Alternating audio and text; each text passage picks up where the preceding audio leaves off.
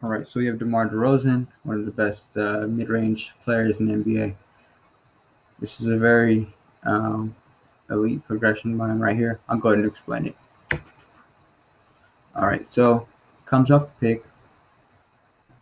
So he understands that right after that he cannot go right, even if he kind of pushes up because Giannis is right here and he's very long.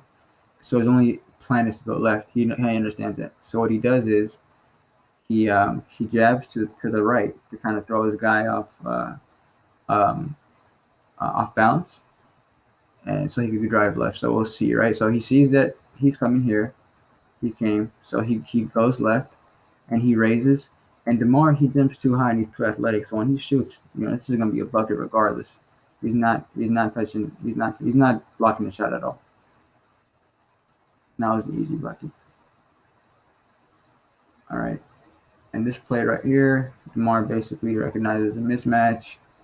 Um, so he, gets in position right off the bat. This is a mistake. He has his arm bar right here. This is allowed, but a lot of players don't know how to plan for it, right? So with this here, what you could do is you could actually spin off of it, and it'll be an easy drive. But DeMar wants to do. DeMar probably knows that this guy already knows that, so he's gonna do a counter off of it. So instead of doing a spin, he's gonna do a half spin, right, to make him shift.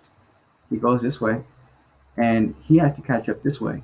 And DeMar knows that he's gonna come back aggressively. So what he does is he actually crosses over, right, because he thought he was gonna go this way to get more space, and so as he drives this way, he steps back to even get more space. Again, you're not. And then another thing too, right? He understands that he's so aggressive to try and make up for lost space that the first shot should be a pump fake, so he could draw a foul.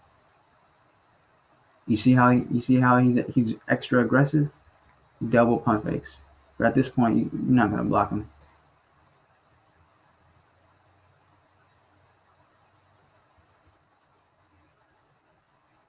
Beautiful.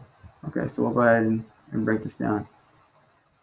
So right off the bat, he catches it. Look, when he catches it, right, he doesn't just catch the ball. He catches it, and as he catches it, he turns his head to see the help defense, right?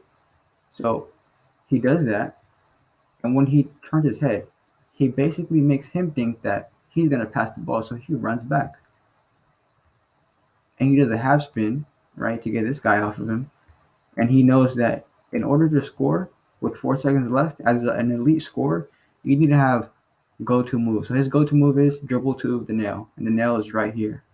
So you take two dribbles, you dribble up court, right? You dribble. He's actually going to dribble in a straight line, and when you dribble in a straight line, it looks so unorthodox. So it always catches people off guard, but only you know what you're doing because you're driving in. And so when he drives in, he goes up for a shot, and that's not getting blocked. This is basically what Kobe and Jordan used to do all the time. It's really hard to stop.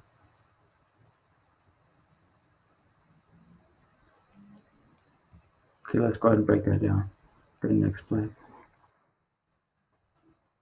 So, basketball is a game of counters. Okay, so he angles his body right to get him going this way. And in basketball, what you want to do obviously is attack the top foot because if he goes this way, he has to literally change the position of his hips to go this way.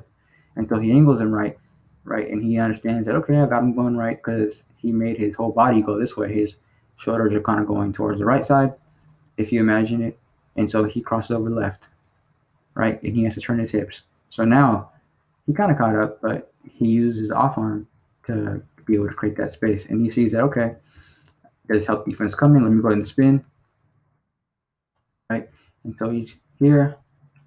And he's, this is 6'8" versus 6'4" against Mulia. He's not really going to do anything. And so he kind of bumps him. And as he bumps him, it's very hard to see, but what he just did was super, super elite. Let me go ahead and replay that for you. So here, he actually takes a hop step when he bounces the ball, so he could establish any pivot foot. It's very hard to catch, but both of his feet are not in the air, or both of his feet are in the air. And so he shakes this way. No, he shakes this way. Then he shakes this way, the right, then the left.